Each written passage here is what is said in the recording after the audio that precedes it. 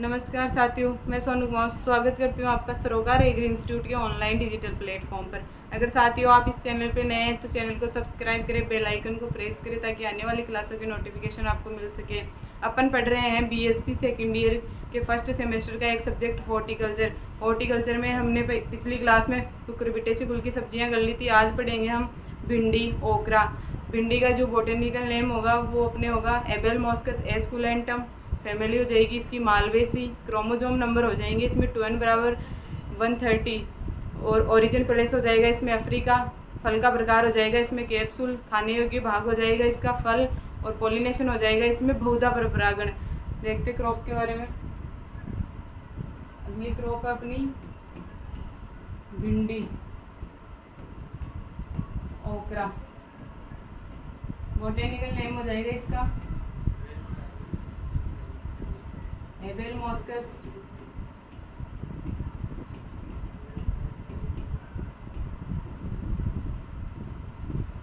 Esculentum.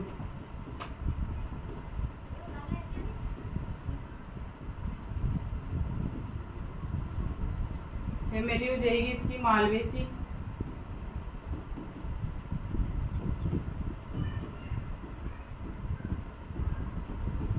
Chromosome number हो जाएंगे इसमें 2n बराबर 130 बहुगुणित।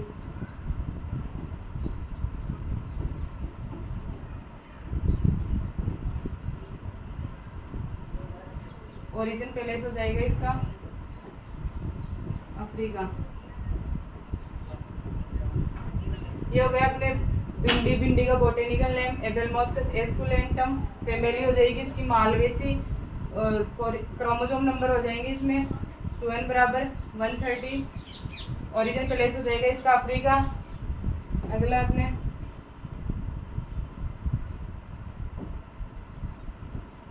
फल का प्रकार। भिंडी के जो फल का प्रकार होता है वो अपने होता है कैप्सूल।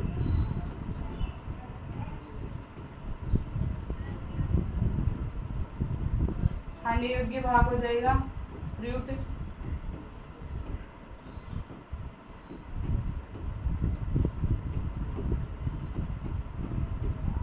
खाने योग्य भाग हो जाएगा इसका फल। अगला है अपने पॉलिनेशन।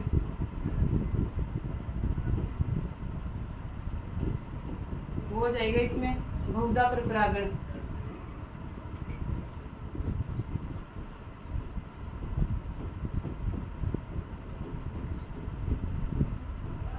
हो जाएगा अपने फल का प्रकार हो जाएगा कैप्सूल। खाने योग्य भाग हो जाएगा फल और पॉलिनेशन हो जाएगा इसमें बहुधा परपरागण। जो भिंडी है, भिंडी के अंदर जो अपने कार्बोहाइड्रेट की मात्रा, इनमें जो तत्व पाए जाते हैं उनमें कार्बोहाइड्रेट की मात्रा जो होती है अपने भिंडी के अंदर, कार्बोहाइड्रेट की मात्रा वो होती है 6.5%। रेशे की मात्रा होती है इसमें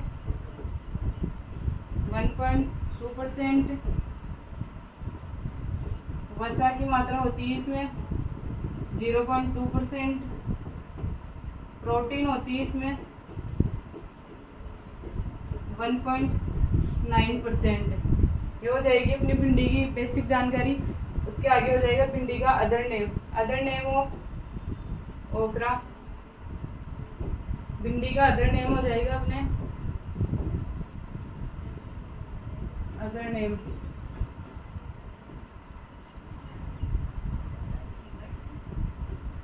जो भिंडी है, भिंडी के अपने अदर नेम हो जाएंगे ओकरा, सब्जियों की रानी और लेडी फिंगर। भिंडी के अदर नेम हो जाएंगे ओकरा, सब्जियों की रानी,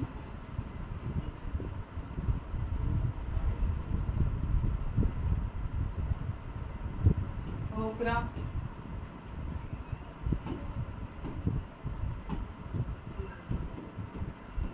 सब्जियों की रानी,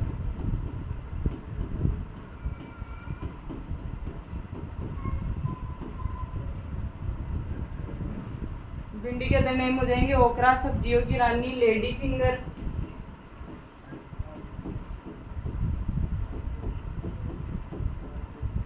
ये हो गई अपने भिंडी के बारे में बेसिक जानकारी। आगे देखते हैं हम भिंडी का जो प्रोडक्शन में, भारत में जो भिंडी का प्रोडक्शन में स्थान हो जाएगा अपने फर्स्ट, प्याज के बाद इसको सर्वाधिक निर्यात के लिए प्याज के बाद सेकंड नंबर पे अपने भिंडी आती है। तो हो जाएगा इसका सर्वाधिक उत्पादन, सब्जियों में सर्वाधिक जो भिंडी का है सर्वाधिक उत्पादन में जो भिंडी का भारत में फर्स्ट स्थान है।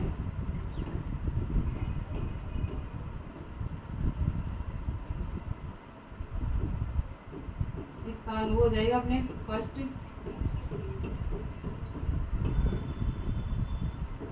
प्याज के बाद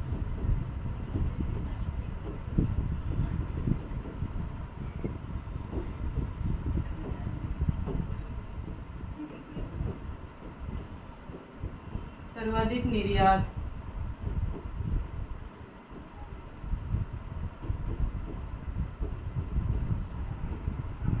ये हो गई अपने भिंडी के बारे में। अगला अपने बॉटनिकल नेम वगैरह हो ही गए अपने। आगे अपने निर्यात है तो भिंडी की लंबाई होनी चाहिए 6 से 8 सेंटीमीटर। फर्स्ट हो गया अपने विश्व में भिंडी उत्पादन में भारत का स्थान, विश्व के अंदर भारत का स्थान फर्स्ट है। अगला प्याज के बाद सर्वाधिक निर्यात भिंडी का, सर्वाधिक सेकंड नंबर पे निर्यात। क्लाइमेट जो अपने भिंडी है, भिंडी के लिए क्लाइमेट हो जाएगी गर्म व उष्ण क्लाइमेट हो जाएगी, बढ़वार काल हो जाएगा इसका लंबा, गर्म और नम। तो जो अपने क्लाइमेट है वो हो जाएगी ग्रीष्म व उष्ण जलवायु इसके लिए सुटेबल है। और ये बढ़वार काल हो जाएगा इसका लंबा, गर्म व नम, इसको याद कर लेंगे अपन। लगन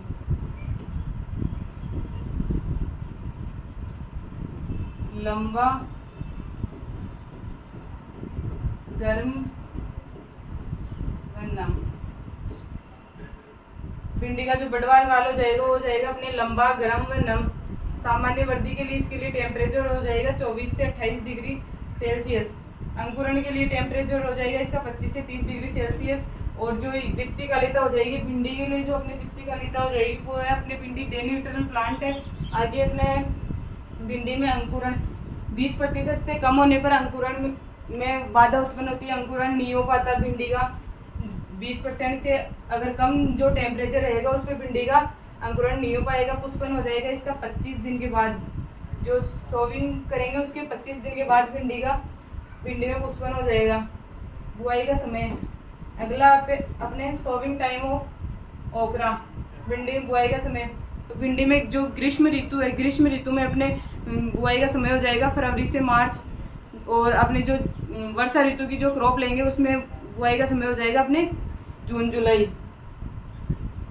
तो ग्रीष्म ऋतु फरवरी मार्च जाएगी क्रॉप, उसके लिए सीड रेट हो जाएगी अपने 18 से 20 kg पर हेक्टेयर।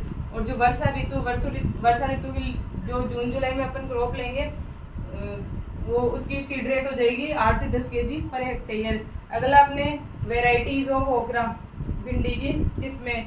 तो किस्मों में हो जाएगी इसकी पूसा सावनी, आज़ाद क्रांति, पूसा मखमली, परभनी क्रांति, पंजाब पद्मिनी, अर्का अबे, हरभजन और अर्का अनामिका। भिंडी की जो वेराइटीज हो जाएगी वो हो जाएगी अपने पूसा सावनी, आज़ाद क्रांति, पूसा मखमली और परभनी क्रांति, पंजाब पद्मिनी, अर्का अभे, अर्का अनामिका, हरभजन और हो जाएगी अपने पूसा उपहार।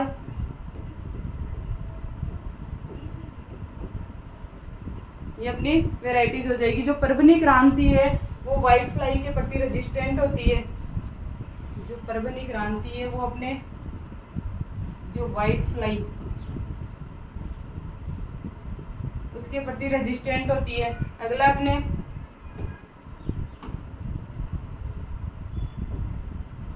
हिसार उन्नत, वर्षा उपहार, पूसा A4 और परकिंस लॉन्ग ग्रीन, ये अपने भिंडी की वेराइटीज हो जाएगी। अगला अपने इरिगेशन, जो उत्तरी भारत में ग्रीष्म ऋतु की बुआई के पूर्व एक सिंचाई देते हैं। जो उत्तरी भारत है उसके अंदर ग्रीष्म ऋतु की बुआई के पूर्व एक सिंचाई देते हैं। इसके बाद में फसल को मार्च में 10 से 12 दिन तथा अप्रैल में 7 से 8 दिन तथा मई जून में 4 से 5 दिन के अंतराल पर सिंचाई देते हैं। अपने हो जाएगा इसके बाद मतलब मार्च में हो जाएगा वो अपने 10 से 12 दिन। अप्रैल में हो जाएगा 7 से 8 दिन। और जो अपने हैं मई जून के अंदर हो जाएगा अपने 4 से 5 दिन के अंतराल पर अपन सिंचाई करेंगे। अगला अपने हो जाएगा मैन्यूर एंड फर्टिलाइजर। जो ओकरा है उसके अंदर मैन्यूर एंड फर्टिलाइजर में हो जाएगा। तो जो अपने गोबर की खाद है वो बुआई के 1 माह पूर्व 10 से 15 टन पर हेक्टेयर की दर से अपन खेत में मिला देंगे। उसके बाद जो नाइट्रोजन, फॉस्फोरस और पोटेशियम देंगे, तो नाइट्रोजन हो जाएगा अपने 30 केजी पर हेक्टेयर, फॉस्फोरस हो जाएगा 40 केजी पर हेक्टेयर और जो पोटेशियम है वो हो जाएगा अपने 30 केजी पर हेक्टेयर। तो ये अपने उर्वरक हो जाएंगे। बुआई के 1 माह पूर्व गोबर की खाद 15 से 20 टन पर हेक्टेयर की दर से भूमि में मिला दें। नाइट्रोजन हो जाएगा अपने 30 केजी पर हेक्टेयर, फॉस्फोरस हो जाएगा अपने 40 केजी पर हेक्टेयर और पोटेशियम हो जाएगा अपने 30 केजी पर हेक्टेयर। ये अपने भिंडी की फसल में खाद और उर्वरक देंगे। अगला अपने निराई गुड़ाई। जो निराई गुड़ाई में मेनली अपने हो जाएगा कि फसल बोने के बाद में उनको खरपतवारों को निकालना, वो अपने निराई गुड़ाई में आ जाएंगे। तो अच्छी उपज के लिए खेत को खरपतवार से मुक्त रखना चाहिए। जो अपन भिंडी की जो उत्पादन ले रहे हैं उसको अच्छा प्रोडक्शन लेने के लिए अपने को खरपतवारों को हटाना होगा। इसके लिए 2 से 3 निराई गुड़ाई पर्याप्त है। खरपतवारों की रोकथाम के लिए खरपतवारनाशी दवा, जो खरपतवारों की मेनली पहले तो अपन हाथों से निराई गुड़ाई कर देंगे, उसके बाद में अगर नहीं हो रहा तो फिर खरपतवारनाशी अपन काम में लेंगे। बासालीन 2 ग्राम पर लीटर पानी का उपयोग काफ़ी प्रभावी होता है। जो अपने दवा है बासालीन 2 ग्राम पर लीटर पानी में घोलकर उसका छिड़काव कर देंगे। अगला अपने डिजीज़, ओकरा की डिजीज़। तो भिंडी के अंदर जो मेनली पित्तसीरा मोजेक और चूनी लासिता, ये 2 डिजीज़ लगती है। सबसे इम्पोर्टेंट डिजीज़ है अपने पित्तसीरा मोजेक डिजीज़। ये भिंडी की सबसे इम्पोर्टेंट डिजीज़ है। तो इसका रोग कारक हो जाएगा अपने विषाणु और इसका वाहक हो जाएगा सफ़ेद मक्खी। जो अपने ये पित्तसीरा मोजेक जो रोग है, इसका रोग वाहक तो हो जाएगा अपने विषाणु और वाहक हो जाएगा इसका सफ़ेद मक्खी। और भिंडी की प्रतिरोधी किस्म हो जाएगी पूसा सावनी। जो भिंडी की जो प्रतिरोधी किस्म है वो हो जाएगी अपने पूसा सावनी। और जो भिंडी ये पित्तसीरा जो मोजेक रोग है, इस रोग के अंदर अपने जो भिंडी होती है उसकी सिराएं पीली पड़ जाती है। पौधे का जो तना या लीफ के जो किनारे हैं वो पीले पड़ जाते हैं। अगला अपने चूनी लासिता या पाउडरी मिल्ड्यू, ये इस डिजीज ये है ना अपने होती है एरिसाइफी सिकोरिसियरम के कारण, कवक के कारण होने वाली डिजीज है। रोग में पत्तियों की निचली सतह पर धब्बे दिखाई पड़ते हैं। जो अपने चूनी लासिता जो डिजीज है उसमें पत्तियों की निचली सतह पर सफ़ेद धब्बे दिखाई देते हैं, जिन पर सफ़ेद चूर्ण सा दिखाई पड़ता है। पत्तियां पीली पड़कर गिर जाती है। जो इस चूनी लासिता रोग में पत्तियां पीली पड़कर नीचे गिर जाती है। बचाव व रोकथाम हेतु फसल पर 15 केजी पर हेक्टेयर की दर से गंधक की बुकनी, सल्फर डस्ट का छिड़काव करते हैं। जो अपनी चूनी लासिता रोग है इसको नियंत्रण करने के लिए अपन 15 केजी पर हेक्टेयर की दर से जो गंधक चूर्ण है उसका छिड़काव करेंगे। थियोविट या सल्फेक्स के 0.2% का घोल के छिड़काव से भी इसका बचाव कर सकते हैं। अगला अपने इंसेक्ट, जो अपने भिंडी के इंसेक्ट में हो जाएगा अपने फर्स्ट तना व फल छेदक। ये मोस्टली सबसे खतरनाक जो कीट लगता है वो अपने तना व फल छेदक कीट है अपना भिंडी के अंदर। तो ये हो जाएगा, ये होता है अपने एरिस वाइटेला के द्वारा ये अपने तना व फल छेदक कीट का नेम हो जाएगा अपने एरिस वाइटेला। इसके गिडार पहले तो तने के शीर्ष भाग में छेद करते हैं। पहले जो तने का जो शीर्ष भाग है उसमें छेद करेंगे, फिर उसके बाद में जो वानस्पतिक वृद्धि हो रही है उसको हानि पहुंचाते हैं। इसके बाद में फूल की कलियों व फलों में छेद करके उन्हें खाते हैं। रोकथाम के लिए हो जाएगा इसके अंदर 10 से 15 दिन के अंतराल पर क्विनालफोस या क्लोरोपाइरीफोस 0.05% का छिड़काव करते हैं। जो अपने तना व फल छेदक कीट है इसके नियंत्रण के लिए हो जाएगा अपने क्विनालफोस या क्लोरोपाइरीफोस 0.05% का 10 से 15 दिन के अंतराल पर छिड़काव करके इसका नियंत्रण कर सकते हैं। इसके बाद 10 दिन तक फलों का उपयोग नहीं करते हैं। जो अपन ये कीटनाशी काम में ले रहे हैं उसके बाद में 10 दिन तक अपन जो इसके फल आएंगे उनको काम में नहीं लेंगे। पंजाब 8 इसके लिए सही सूंड वेराइटी है। पंजाब 8 जो इसकी वेराइटी हो इसके लिए सही सूंड है। अगला अपने डिजीज हो जाएंगे इनेशन लीफ कर्ल वायरस। ये इसका रोग वाहक तो हो जाएगा अपने रोग कारक वायरस हो जाएगा इसका, और रोग वाहक हो जाएगा इसका सफेद मक्खी।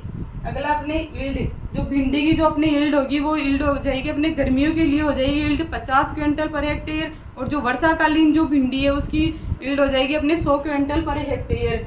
गर्मी की फसल के लिए हो जाएगी 50 क्विंटल पर हेक्टेयर, और जो अपनी वर्षाकालीन जो अपन फसल लेंगे वर्षाकालीन फसल के लिए हो जाएगी अपने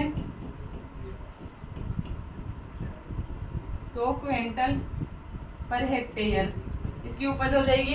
तो आज अपन ने पढ़ा भिंडी में अपन ने इसका botanical name, family, chromosome number, origin palace और फल का प्रकार ये सब देख लिया। प्रोडक्शन कितना कहाँ हो रहा है, क्लाइमेट वगैरह, डिजीज मैनेजमेंट हो गया इनका, और एक अपने रह गया सॉइल। जो भिंडी के लिए जो अपने सॉइल हो जाएगी